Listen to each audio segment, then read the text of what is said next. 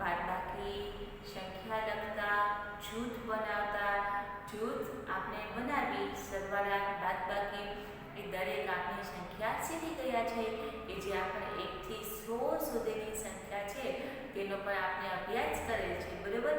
એમાં કેટલી સંખ્યા તો આપણે પહેલાની સંખ્યા, પછીની સંખ્યા, વચ્ચેની સંખ્યા, તેમજ ચડતા ક્રમમાં સંખ્યા, ઉતરતા ક્રમમાં સંખ્યા, નાની સંખ્યા, મોટી સંખ્યા, તેમજ સૌથી નાની અને સૌથી મોટી સંખ્યા એવી દરેક સંખ્યાનો છે આપણે અભ્યાસ કરેલો છે, બરોબર છે। અને વર્કશીટમાં પણ બધું જ પૂછવામાં આવેલ છે।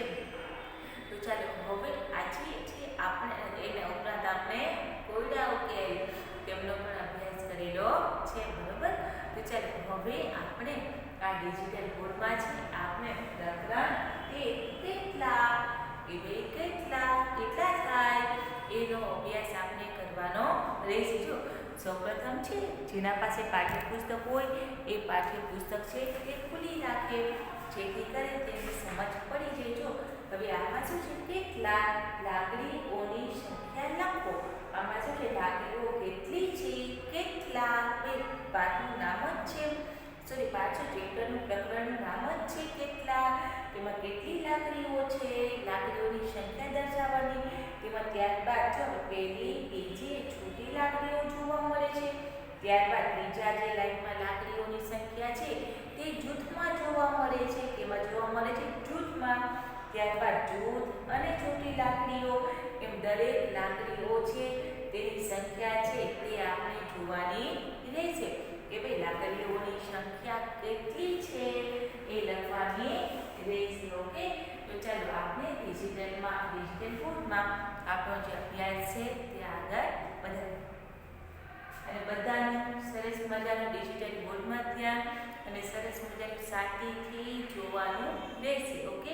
જેથી કરીને આપણે ડિજિટલમાં થોડો અભ્યાસ થઈ જાય, સરસ શાંતિથી અભ્યાસ કરીએ જેથી કરી આપણે જ્યારે બોર્ડમાં લખતા હોય, CWમાં લખવું હોય, પાઠ્યપુસ્તકમાંથી અભ્યાસ કરવામાં આપણે તકલીફ પડે નહીં, બરોબર। બધા જ વિદ્યાર્થી મિત્રો શાંતિથી જોવાનું અને અભ્યાસ કરવાનો રહેશે।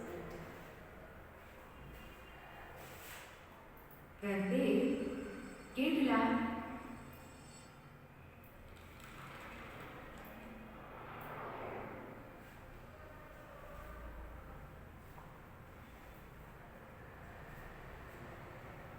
બાળમિત્રો, આપણે હસતા રમતા ભણતા ગયા એમ સમય પણ પસાર થઈ ગયો। તમે સરવાળા, બાદબાકી, માપન, સમય વગેરે ઘણી બધી બાબતો વિશે સમજ્યા અને શીખ્યા। ચાલો હવે એમાંથી તમને કેટલું યાદ રહ્યું એ જોઈએ।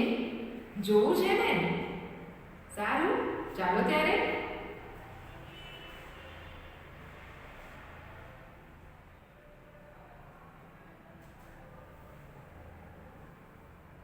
સંખ્યા લખો। દોસ્તો જુઓ, અહીં ખુલ્લી અને જૂથમાં લાકડીઓ આપી છે, તમારે એને ગણી અને આપેલી ખાલી જગ્યામાં લખવાની છે। આ લાકડીઓ ગણીએ 1 2 3 4 5 અને 6, ખાલી જગ્યામાં 6 લખો અને આ લાકડીઓ 1 2 3 4 5 6 7 અને 8, ખાલી જગ્યામાં 8 લખો। હવે લાકડીઓનું 10નું એક જૂથ આપ્યું છે અને ખુલ્લી પણ આપી છે। પહેલા આપણે ખુલ્લી લાકડીઓ ગણીએ 1 2 3 4 5 6 7 8 9 અને 10। અરે વાહ, આ તો 2 10ના જૂથ થયા। 10 ને 10 20, બગડે મીંડે 20। પછી 10નું એક જૂથ છે અને ખુલ્લી લાકડીઓ છે 1 2 અને 3, એટલે 10 પછી 11 12 અને 13, એકડ તગડ 13, ખાલી જગ્યામાં 13 લખો। દોસ્તો બાકી રહેલી લાકડીઓ ગણો અને તેની હવે આપણે આ શું છે લાકડીઓની સંખ્યા, હવે આપણે શું કરવાનું છે સંખ્યા લખો। આપણે જે આ લાકડીઓ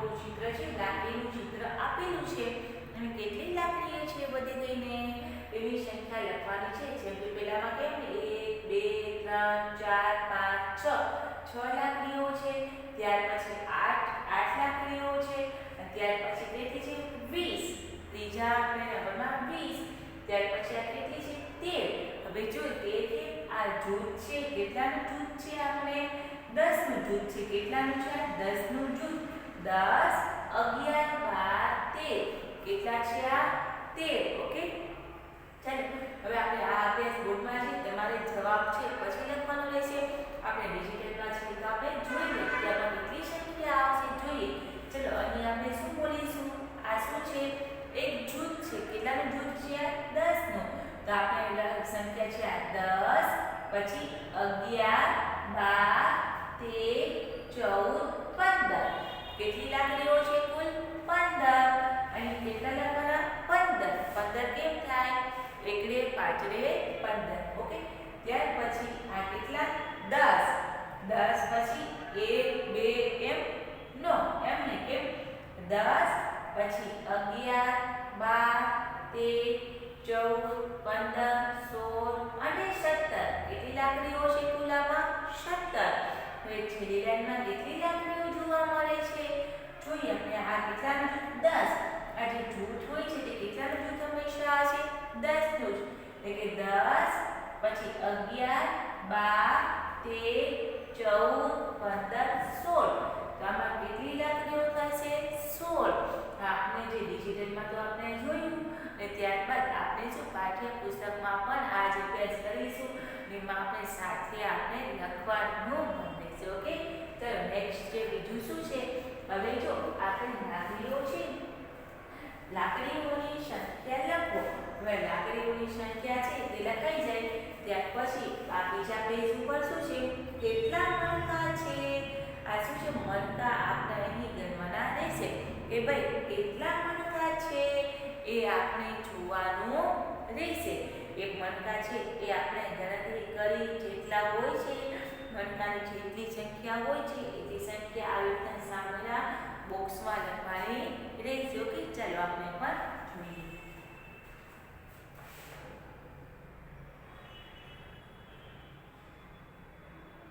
એ સંખ્યા આપેલી ખાલી જગ્યામાં લખો.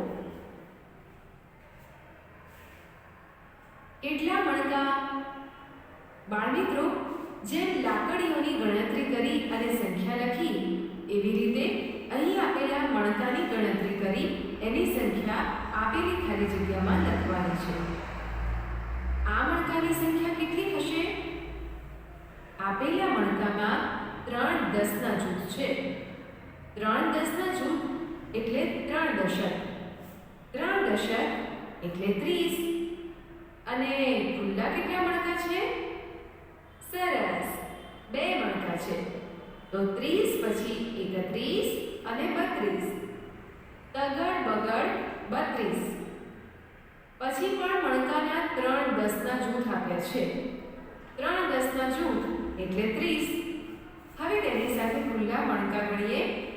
30 પછી 31 32 33 34 35 36 37 38 અને 39. તગડ નવડ 39.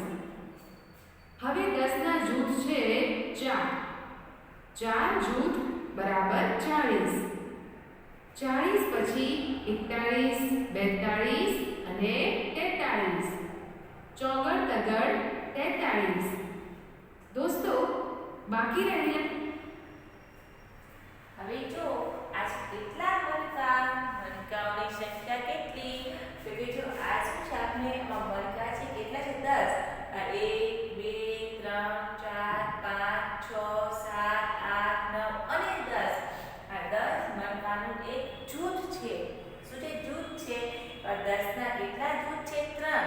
1 2 3 10 20 30 31 32 એટલે તગડે બગડે 32. 10 10 3 2 1 10 10 ના 3 જૂથ છે 1 2 3. આ 10 10 ના 3 જૂથ એના 3 1 2 બે છૂટા મણકા છે તેના 2 3 10 2 1 એટલે કે 32. 3 10 ને 2 બરાબર 32. ત્યાર પછી કેટલા મણકા છે? આ 10, 20, 30 ને આ છે 9 એટલે કે 39. 3, 10 અને 9. ઓકે, ત્યાર પછી 10, 20, 30, 40 અને આ 3 એટલે કે 41, 42 અને 43. આ 10, 10 ને 4 જૂથ અને 3 છૂટા.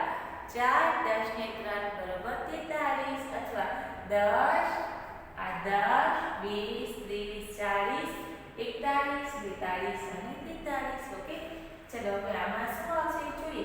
આ 10, 10 ના કેટલા જૂથ જોવા મળે છે? 1, 2, 3, 4, 5. 10, 10 ના 5 જૂથ મણકાના જોવા મળે છે અને આપણે અહીં છૂટા મણકા છે એક પણ જોવા મળતા નથી. ઓકે, 10, 10 ના કેટલા જૂથ છે? 5. 10, 10 ના 5 જૂથ છે જૂથ તો 5 ના 5 એકમના સ્થાનમાં એક પણ મણકા છે એ દોરેલ નથી, તેથી ત્યાં 0 અથવા 50 એટલે 5, 10 એટલે 5, 10 બરાબર 50 એમ પણ આવી શકે. તેમજ 10, 20, 30, 40, 50 આ 50 છે આપણે અહીં પણ એમ લખી શકીએ છીએ કે આ શું હતું? મણકા. હવે ત્યાર પછી આપણે શું જોવાનું રહેશે? હવે શું છે?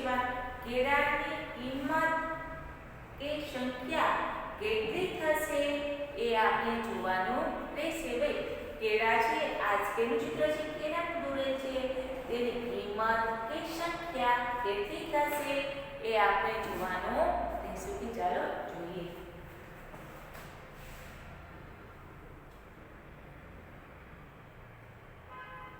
પેલા મણકા ગણી તેની સંખ્યા આપેલી ખાલી જગ્યામાં લખો.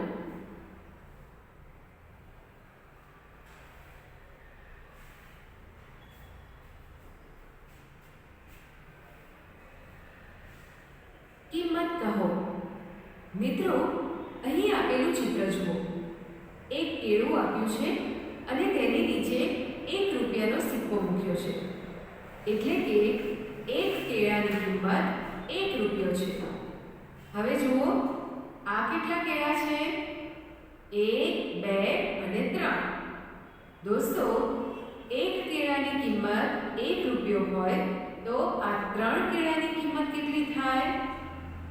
એક કેળાનો 1 રૂપિયો, 2 કેળાના 2 રૂપિયા અને 3 કેળાના 3 રૂપિયા થાય.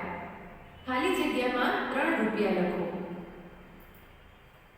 હવે જો અહીં આ બોક્સમાં આપણે કે આ છે શું કેના ચિત્રો છે તો આપણે ક્યુ ફળ છે તો કે કેળા છે, બરોબર છે. તો હવે એની આ બોક્સમાં કેટલા કેળા છે? 1 છે. એક કેળાનો કેટલા? 1 રૂપિયો. એક કેળાનો 1 રૂપિયો. તો આ બીજા બોક્સમાં એના પાછળના બોક્સમાં કેટલા કેળા છે? એમાં 1, 2, 3.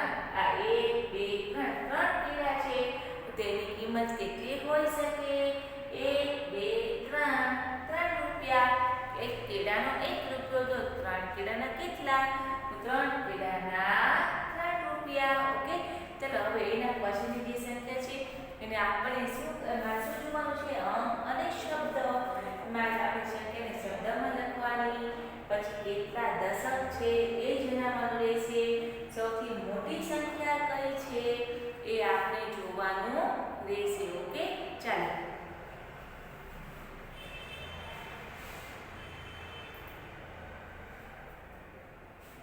જુઓ અને કહો. આ ચિત્ર જુઓ. આ છોકરીએ પોતાની પાસે રહેલા કાગળમાં એક સંખ્યા લખી છે. કોઈ કહેશે આ સંખ્યા કઈ છે? સાચો જવાબ 15 છે. દોસ્તો, હવે 15 તમારે આપેલી ખાલી જગ્યામાં શબ્દોમાં લખવાના છે. લખાઈ ગયા? સારું, ચાલો આગળ વધીએ. આ છોકરા પાસે કેલેન્ડર છે. તેમાં કઈ તારીખ છે? અરે વાહ, 24. તો દોસ્તો, 24માં જેટલા દશક હોય એ ખાલી જગ્યામાં લખવાના છે. 2 દશક છે તો ખાલી જગ્યામાં 2 લખો. હવે આ છોકરા પાસે લખ્યા છે 13 અને આ છોકરીએ પાટિયામાં લખ્યા છે 26. મિત્રો, 13 અને 26 બંનેમાંથી કઈ સંખ્યા મોટી? દોસ્તો, જેનો દશક મોટો એ સંખ્યા મોટી. હા, 13 અને 26 બંનેમાંથી 26 મોટી સંખ્યા છે. 13માં એક દશક છે, જ્યારે 26માં બે દશક છે. હવે આ ચિત્ર જુઓ. આ વાડામાં કેટલીક બકરીઓ બેઠી છે. કોણ ગણી બતાવશે? 1, 2, 3, 4 અને 5. 5 બકરીઓ છે. થોડી વાર થઈ પછી 5માંથી 2 બકરી ચાલી ગઈ. તો વાડામાં હવે કેટલી બકરીઓ વધી હશે? 5માંથી 2 બકરી ચાલી જાય તો વાડામાં 2 બકરીઓ વધે. શું 2 નહીં 3 વધે? ખૂબ સરસ. 5માંથી હવે જો અહીં વાળો હતો બરોબર છે, તેમાં કેટલી બકરીઓ પેલાથી 5. એ 5 બકરીઓમાંથી 2 બકરીઓ બારે જતી રહી. તો અહીં કેટલી બકરીઓ બાકી રહે? બરોબર, તો કેટલી છે? 1, 2 અને 3. ઓકે, ચાલો આગળ આપણે જોઈએ. થી 2 બકરી ચાલી જાય તો વાડામાં 3 બકરીઓ વધે. વાર્તા બનાવો. બાળ દોસ્તો, આ ચિત્ર જુઓ. આ છે બિલ્લું. દોસ્તો, આ ચિત્રની મદદથી તમારે એક વાર્તા બનાવવાની છે અને પછી વર્ગમાં સંભળાવવાની છે. તમને આવડશે ને? ચાલો હું તમારી થોડીક મદદ કરું. આ છે બિલ્લું. બિલ્લુના મમ્મી પપ્પા વાંસની સળીઓમાંથી ટોપલીઓ બનાવે છે અને વેચે છે. બિલ્લુ શાળામાં ભણવા જાય છે. બિલ્લુ ભણવામાં હોશિયાર છે. શાળાએથી આવી ગૃહ કાર્ય પૂરું કરે છે. બિલ્લુને પણ ટોપલીઓ બનાવતા આવડે છે. બિલ્લુ ટોપલી બનાવીને ખુશ થાય છે. બિલ્લુ ખુશ એટલે મમ્મી ખુશ અને પપ્પા પણ ખુશ. આવજો બાળ દોસ્તો. જો હવે આ કોણ છે? બિલ્લુ. આપણે આ એક વાર્તા છે એ આપણે જોવાની રહેશે. બરોબર છે? શું છે? વાર્તા. હવે શું કે ચિત્રની મદદથી વાર્તા બનાવો અને વર્ગખંડમાં સંભળાવો. ઓકે, તો ચાલો આપણે વાર્તા જોઈએ. ચલો શું કે છે વાર્તામાં? જો આ કોણ છે? બિલ્લુ. આ છે બિલ્લુ.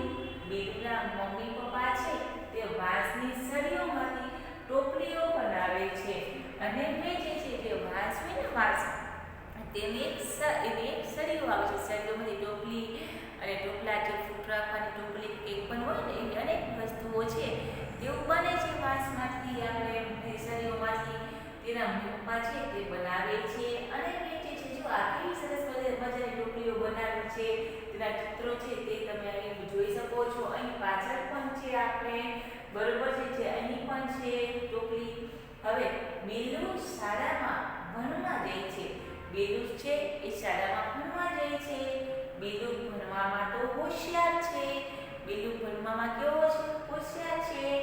શાળાએથી આવી તે ગૃહ કાર્ય પૂરું કરે છે. બિલ્લુ છે તે શાળાએથી આ હોશિયાર છે ભણવામાં, શાળાએ જાય છે, ભણવામાં હોશિયાર છે અને શાળા એટલે કે સ્કૂલેથી આવી અને તેને ગૃહ કાર્ય એટલે કે ટીચરે જે હોમવર્ક આપ્યું હોય છે તે પૂરું કરે છે. બિલ્લુને પણ ટોપલીઓ બનાવતા આવડે છે. જો બિલ્લુ પણ ટોપલીઓ બનાવે છે ને, તેમને પણ આવડે છે. બિલ્લુ ટોપલી બનાવીને ખુશ થાય છે. બિલ્લુ છે તે ટોપલીઓ બનાવી અને શું થાય છે? ખુશ થાય છે. જો બિલ્લુ ખુશ એટલે મમ્મી ખુશ અને પપ્પા પણ ખુશ. ઓકે, તો ચાલો આપણો આ કેટલા એ વિડિયો લેક્ચર છે તેમાં આપણે લાકડીઓની સંખ્યા જોઈ, નલકાની સંખ્યા જોઈ, આપણે કિંમત જે કરવાની તે સંખ્યા કેડા તેની કિંમત જોઈ, અંક શબ્દ, નાની મોટી સંખ્યા, તેમજ આપણે બકરીઓની કેટલી બકરીઓ વાડામાં હતી, તેમાંથી બારે કેટલી બકરીઓ નીકળી, પછી કેટલી બકરીઓ બાકી રહી એ જોઈ, ના બિલ્લુ વાળી વાર્તા જોઈ. ઓકે, તો ચાલો વિદ્યાર્થી મિત્રો, આ પ્રકરણ 13 કેટલા ડિજિટલમાં આ વિડિયો લેક્ચર છે તો અહીં પૂર્ણ